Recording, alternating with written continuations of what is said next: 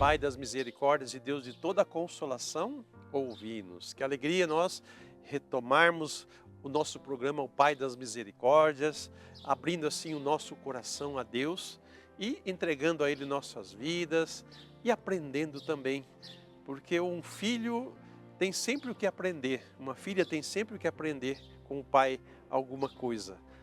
E nós como cristãos, aprendemos com o Pai a ver o seu amor, a sua compaixão, aprendemos com Jesus a sermos obedientes ao Pai e aprendemos com o Espírito Santo a nos deixarmos ser moldados à sua imagem e semelhança. O Papa Francisco, na sua audiência geral de quarta-feira, no dia 7 de agosto de 2024, fala-nos sobre o Espírito e a esposa. O Espírito Santo conduz o povo de Deus ao encontro de Jesus, nossa esperança. Encarnado por obra do Espírito Santo pela Virgem Maria. Como conceber e dar à luz Jesus? Ele nos ajuda em sua reflexão, tomando o livro do Atos dos Apóstolos, capítulo 1, versículo 8. Mas descerá sobre vós o Espírito Santo e vos dará força. E sereis minhas testemunhas em Jerusalém, em toda a Judéia e Samaria e até os confins do mundo. Continua o Papa. É o que acontece com a igreja. Primeiro acolhe a palavra de Deus, deixa-a falar ao seu coração e encher as suas entranhas, e depois dá à luz com a vida e a pregação. Esta última é estéril sem a primeira. Também a igreja, face às tarefas que superam as suas forças, coloca espontaneamente a mesma questão. Como é possível isto? Lembra da pergunta que Nossa Senhora fez ao anjo? Como se fará isso, se não conheço o homem, né? Como é possível anunciar Jesus Cristo e a sua salvação a um mundo que parece procurar apenas o bem-estar? A resposta é também a mesma de outrora. Recebereis a força do Espírito Santo. Sem o Espírito Santo, a igreja não pode ir em frente, a igreja não cresce, a igreja não pode pregar. O que se diz da igreja em geral, aplica-se também a nós, a cada batizado. Cada um de nós encontra-se por vezes na vida em situações maiores do que as próprias forças e pergunta-se: como posso enfrentar esta situação? Nesses casos, é útil repetir para si mesmo o que o anjo disse à Virgem: a Deus nada é impossível. Lucas 1:37. Colocando-nos agora nesse contexto que o Papa nos coloca, de como se fará isso em nós, as pessoas encontram muita dificuldade para viver a fé cristã no meio desse mundo, onde o próprio Papa diz, é o mundo que busca apenas satisfazer o seu bem-estar, Estar bem, não ter problema, não ter dificuldades, não ter isso, só buscam isso. E como viver também a nossa fé no meio de um mundo que não acredita em Deus, ou que é rebelde a Deus, ou que está na contramão dos valores e da dignidade da pessoa humana. Somente com o Espírito Santo. Por isso que nós clamamos o Espírito Santo, por isso que nós aqui pedimos constantemente o Espírito Santo sobre nós, o Espírito Santo sobre as pessoas, para que elas se abram à graça de Deus. Uma coisa é a conversão nossa, quer dizer, a mudança de vértice nossa, a mudança de direção nossa. Nós temos uma direção, nós temos um rumo, nós temos um caminho a ser feito. E o caminho é Jesus. Ele mesmo disse, eu sou a verdade, o caminho e a vida.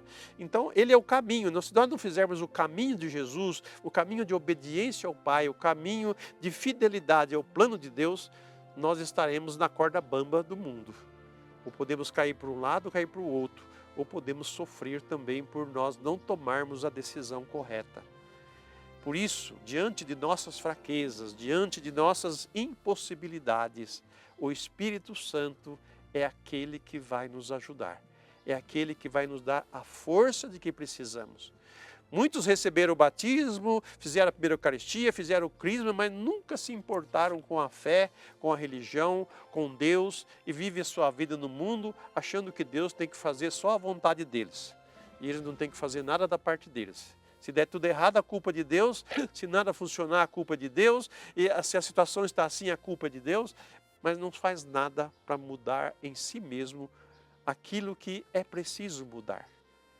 Então nós nos acomodamos do bem-estar e achamos que Deus tem que nos dar, né, um bem-estar, né, dar uma vida boa para nós. Né?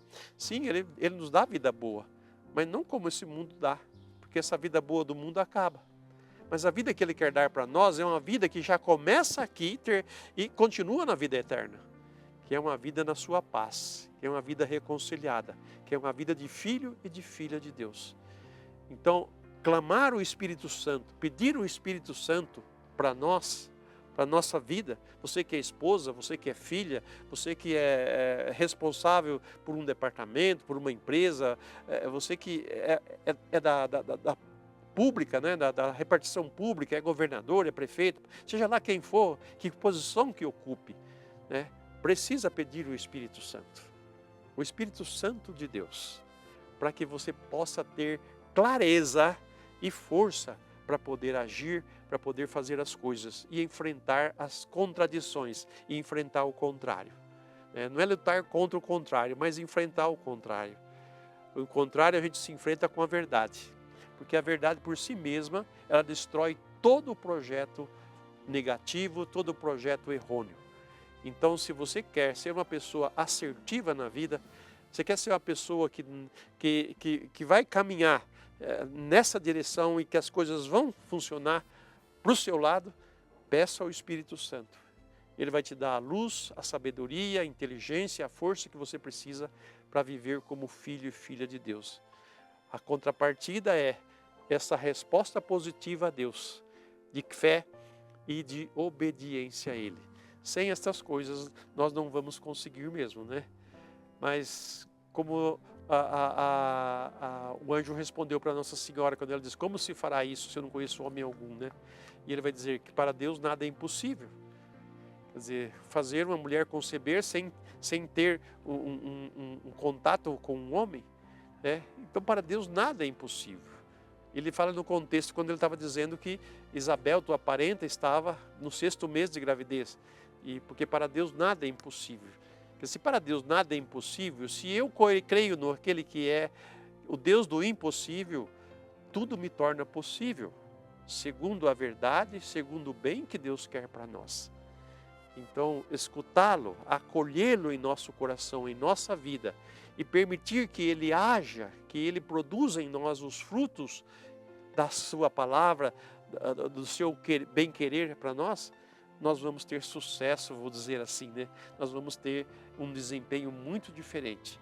Então o Espírito Santo ele vai fazer nascer em nós o homem novo, a mulher nova, segundo a imagem do seu Filho Jesus. Vamos então agora fazer a nossa consagração ao Pai das Misericórdias. Pai das Misericórdias, como é bom poder chamar-vos assim. Neste dia, quero consagrar-me a vós, pois criastes todas as coisas e me criastes, porque sois bom, amoroso e misericordioso. Misericordioso Pai, desejais que toda a criação vos reconheça, louve e acolha em Jesus Cristo seu rosto. Desejo, com esta consagração, reconhecer-vos, louvar-vos e acolher-vos. Vosso Filho Jesus ensinou-me que devo fazer a vossa vontade, que devo ser santo e misericordioso, como vós sois com cada filho. Pai das misericórdias, ao me consagrar a vós, consagro meus pensamentos, minhas palavras e atitudes, para que tudo o que fizer seja feito para a vossa glória, para a glória da Santíssima Trindade. Pai querido, consagro-vos também toda a minha família, pai, mãe, irmãos e filhos, todas as pessoas que amo e os que se recomendaram à minha oração. Acolhei, ó Pai, esta minha consagração, este compromisso de fazer a vossa vontade, de ser santo e misericordioso. Peço essa graça em nome de vosso Filho Jesus Cristo, na força do Espírito Santo. Amém.